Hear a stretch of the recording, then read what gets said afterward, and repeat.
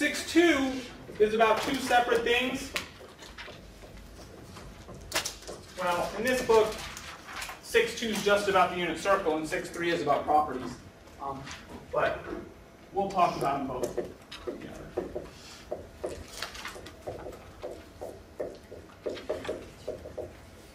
So what I'm going to start with, and you'll notice on your homework for this lecture,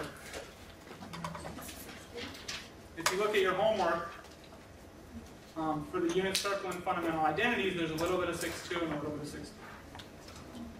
6-2 is about the unit circle, 6-3 is about the fundamental properties of the fundamental identities. We will do this, we'll start this today, and we'll finish up with this on Wednesday.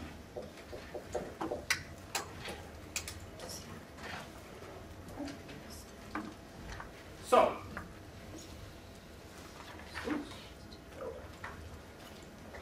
kind of the idea with the unit circle is I'm going to describe to you a diagram that is a very nice bookkeeping device. Okay, it keeps track of everything we've learned so far about trig functions. Okay. One thing you need to know before I show you that diagram and how it works, or one thing I want to remind you of, because I already said this, is that trig functions don't care about the size of a triangle. Right? Trig functions only care about the shape of the triangle. So for example, if I gave you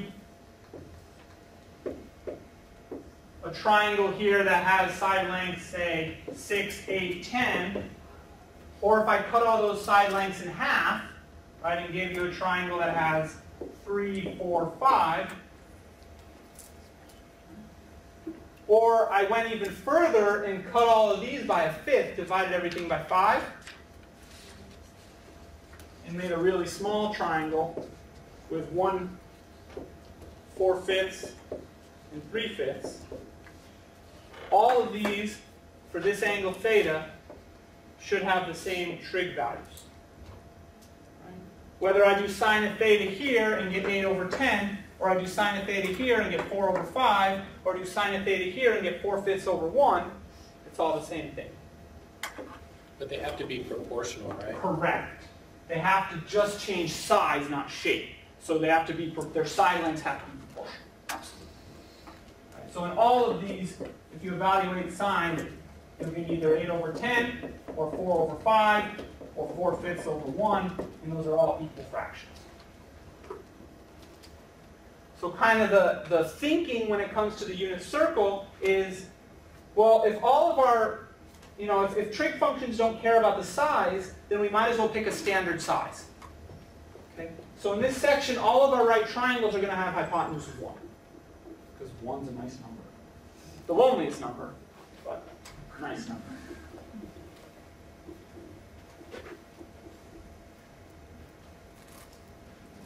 And it turns out that every possible right triangle in the world with hypotenuse 1 sits on a circle.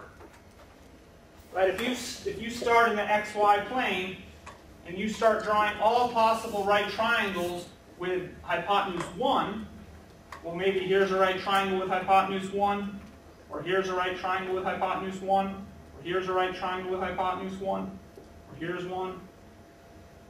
And if you keep going, these will all end up on something like this.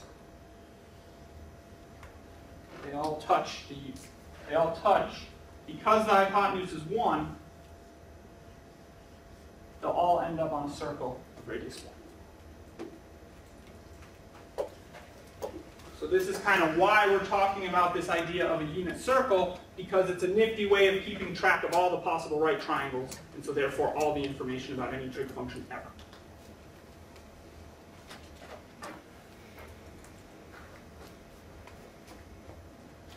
All right triangles.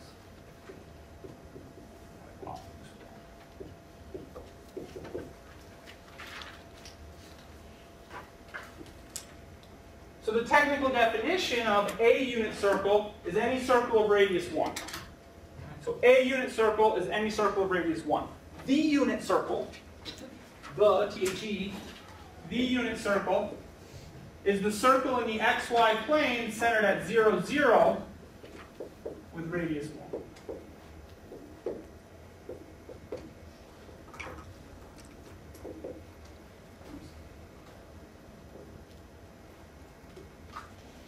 So this particular circle, called the unit circle,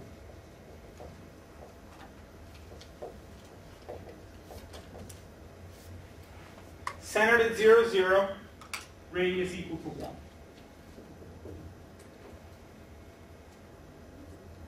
So hopefully, if you remember anything about circles, you might remember what the equation of a circle looks like. Maybe. What's the equation of a circle look like? X squared plus y squared equals 1. So this particular circle is x squared plus y squared equals 1. Right? Kind of the standard form for the equation of a circle is this jazz.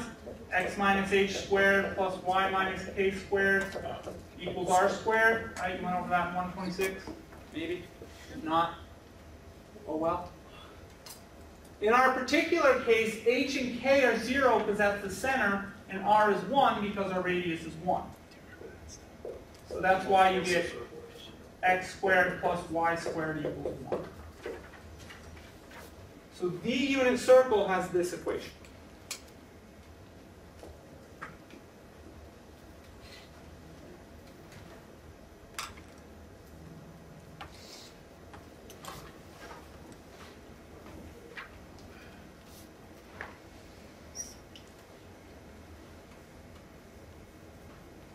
So the idea is if you pick any random point on the unit circle,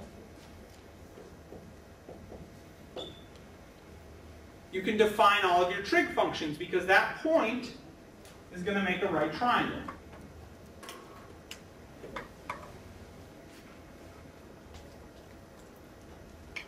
This would be x, right? This is your x distance on the x-axis.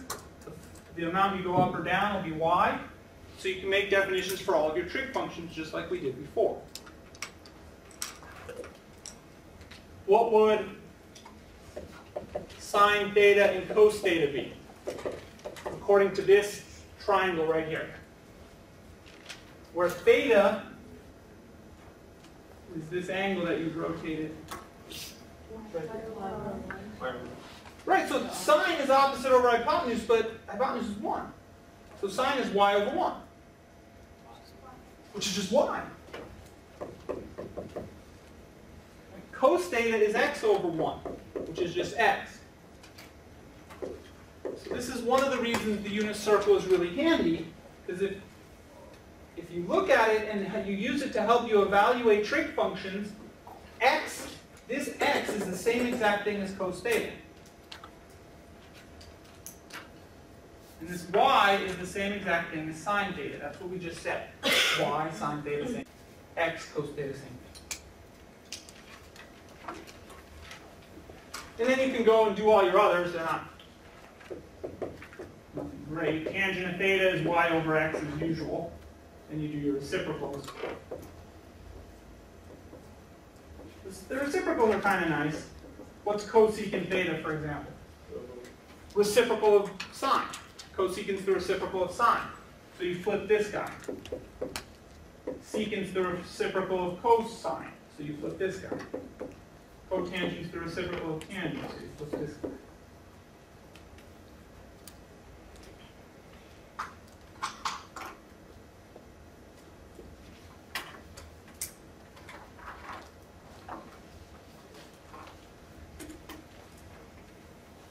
So it's all the same definitions we had before, but instead of r, we use 1 because r is 1.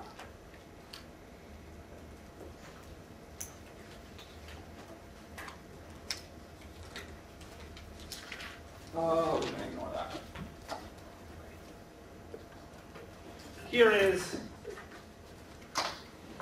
a picture of the unit circle in the notes. I'm welcome to print it out and use it, but not on quizzes and tests. What is marked on here, I'm going to show you how to draw this because every trig student should know how to draw this, in my opinion, and fairly quickly. But what is marked on here is all of your special angles. Right? If you look in the first quadrant, we have pi over 6, pi over 4, pi over 3. Right? Those are all of the special angles we talked about. And then in the second quadrant, 2 pi over 3, 3 pi over 4, and 5 pi over 6, those have the same reference angle. Right? Those are going to have the same sine and cosine values, but just with negatives on the cosine. So what this does is it encodes pretty much every possible trig value you could get. Let me show you how to draw this.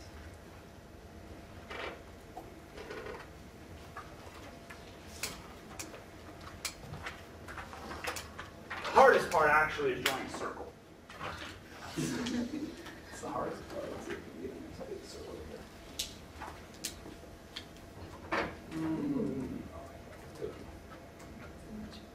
It'll do. All right, the second hardest part is drawing axes right in the middle.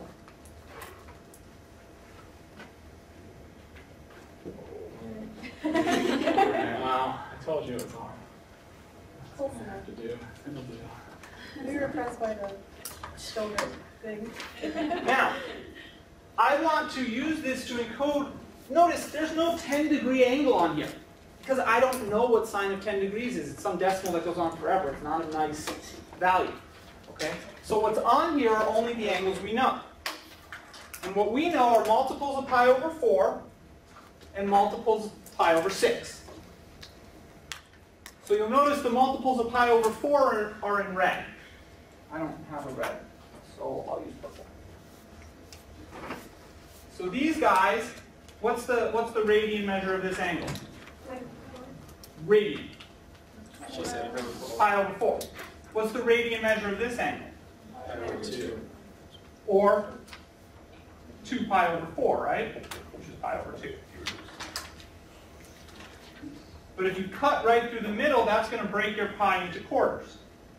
So you can just count. Kind of the idea here. This way you know what all of these angles are. 1 pi over 4, 2 pi over 4, 3 pi over 4, 4 pi over 4, which is equal to just pi, 5 pi over 4, 6 pi over 4, which is equal to 3 pi over 2. And then if you get back here, you get back to 2 pi, or 8 pi over 4. Or if you start, it's 0 pi over 4. So that's where these red radian measures are coming from. Right? We're just counting, the red ones are counting by pi over 4s. What about the blue ones?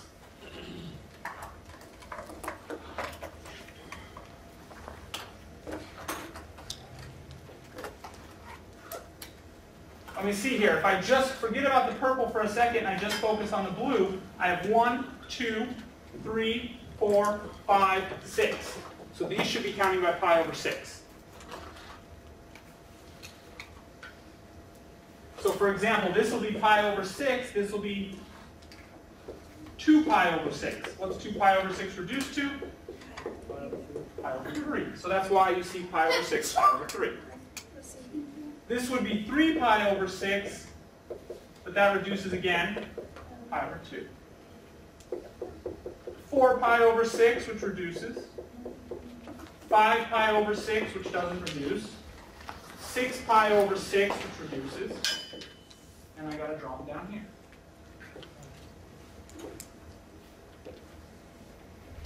Seven pi over 6, 8 pi over 6, which reduces. 9 pi over 6, which reduces. 10 pi over 6, which reduces. And then finally, 11 pi over 6. 12 pi over 6 will be the end here, but that reduces to 2. Or if you start. But 2 pi over 6 should be pi over 3. 11. This guy here, 2 pi over 6 should absolutely not be 2 pi over 6 because I've reduced it from 4 pi over 6. So that's where you get the angles from. Now, these numbers come from your right triangles. Okay, the xy values of these points, actually these 4 xy values don't. these four xy values, where do you think the points that land on the xy axis, how do you get those values?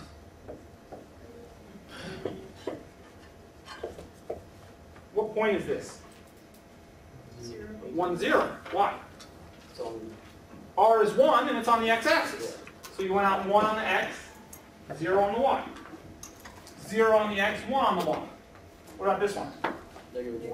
Negative 1, 0. This one? 0. These help you find sine of pi over 2, for example. What's sine of pi over 2?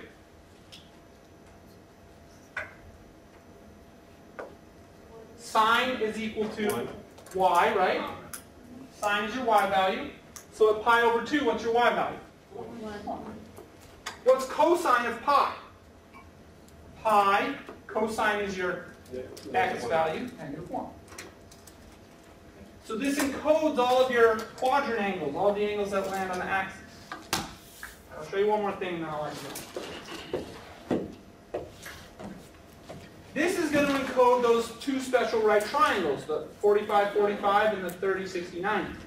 Okay? To get these values, there's a really slick trick. Okay? There's nothing to remember. Okay? It's just 1, 2, 3. All right? On the y values, you go up 1, 2, 3. Then you come down on the x values, 1, 2, 3. Divide everything by 2, and square root the top. And those are all your x, y values for the first quadrant of the unit circle. And what this will help you do is remember things like sine of pi over 4. How do you know sine of pi over 4? You go to pi over 4. Sine is the x value or the y value? Y value. Y value, root 2 over 2. Cosine of pi over 6. Cosine is the x value, right? So pi over 6, x value, root 3 over 2. So really all that remains is to fill in these guys, but this is just about reflecting. These are just negatives. Right? The x values become negative over here. The x and y values are negative over here. Fourth quadrant, the y values are negative. Okay, so what I'll do, on Wednesday, we'll do our quiz, right? Then we'll come in and we'll work with this a little bit more, and then I'll finish up the identities portion of